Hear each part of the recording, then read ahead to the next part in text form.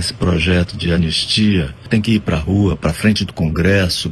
Não admitimos. Conheça os crimes cometidos e os nomes daqueles que já receberam o benefício da anistia e que hoje são figuras muito presentes na política e na elite artística nacional.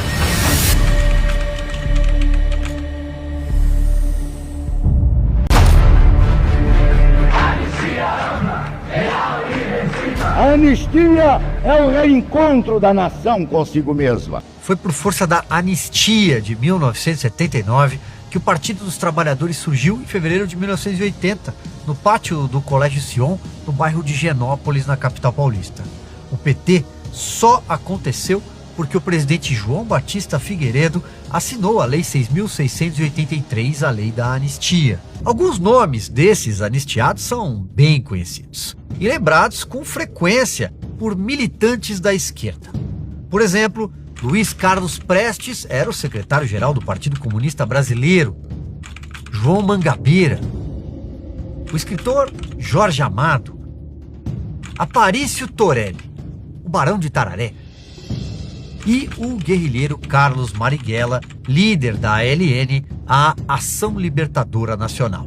Seu grupo armado foi responsável por mortes de militares, sequestros e assaltos por anos.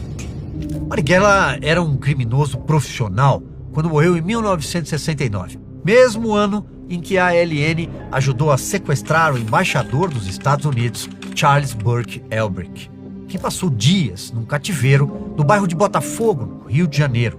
Ele foi raptado numa quinta-feira, 4 de setembro. O grupo andava com metralhadoras leves, revólveres e explosivos.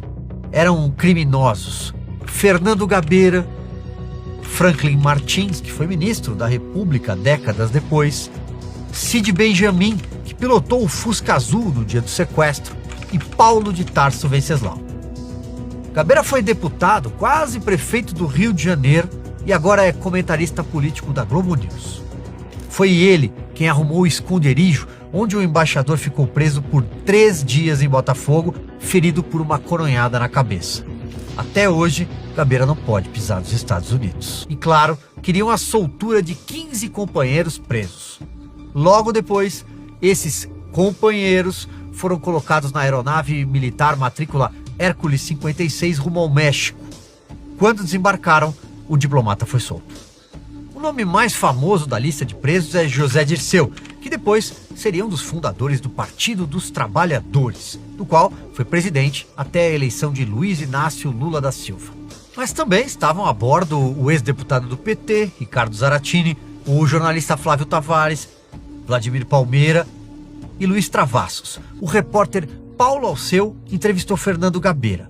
Eu não entendi a pergunta. Depois de 9 anos no exílio, o que tu pretendes fazer voltando para o Brasil? Eu não tenho a mínima ideia. Quer dizer, eu pretendo ver os amigos, pretendo trabalhar e pretendo contribuir de alguma forma com a luta política de volta no Brasil. Foram 4 sequestros de diplomatas naqueles anos, mas todos foram anistiados.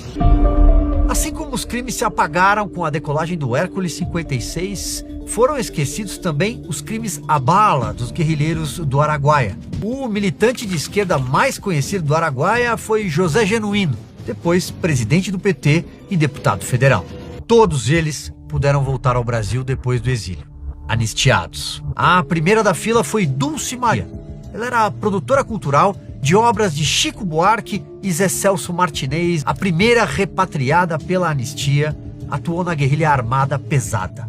Aprendeu a atirar com uma metralhadora leve com Carlos Lamarca. Era da VPR, Vanguarda Popular Revolucionária, o grupo de Dilma Havana Rousseff, que na época era mais conhecida por ajudar no roubo de 2 milhões de dólares que estavam no cofre do governador de São Paulo, Adhemar de Barros. Ela organizou 3 assaltos a bancos e foi anistiada. No dia 15 de setembro, retornaram políticos importantes na época. Miguel Arraes, Darcy Ribeiro e Márcio Moreira Alves, que irritou militares e culminou no ato institucional número 5. A Rede Globo, acusada até hoje de ter apoiado a ditadura, também apoiou a anistia. O cantor Caetano Veloso, por exemplo, foi anistiado. Em 1968, produziu uma canção chamada Che. A Polícia Federal do regime não gostou, era socialista. Che se referia a Ernesto Che Guevara, o argentino subversivo e um dos líderes da Revolução Cubana. Um jornalista chamado Randall Juliano acusou Caetano e Gil de falsa paródia do hino nacional, imitando a canção Tropicália. Caetano foi preso junto com Gilberto Gil por 54 dias, depois soltos, numa quarta-feira de cinzas em 1969. Saíram do país 4 meses depois. Todos foram anistiados em 1979, inclusive mais de 4.500 integrantes das Forças Armadas acusados de excessos e crimes de tortura.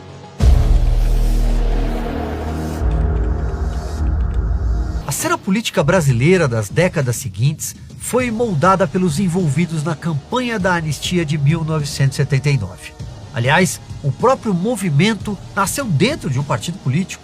A tentativa de avançar com um indulto nos moldes de uma anistia começou em 1972, conduzida pelo MDB, que fazia oposição à Arena, partido que dava sustentação ao governo. O Comitê Brasileiro pela Anistia só foi criado em 1978, quando a pressão cresceu dentro e fora do país. Naquela época, o líder sindical Luiz Inácio Lula da Silva circulava pelo ABC paulista com panfletos à mão, vestindo uma camiseta branca, suada, que levava os dizeres "Anistia já". Mas o que Lula buscava, afinal? Ele queria a anistia para poder fundar o Partido dos Trabalhadores.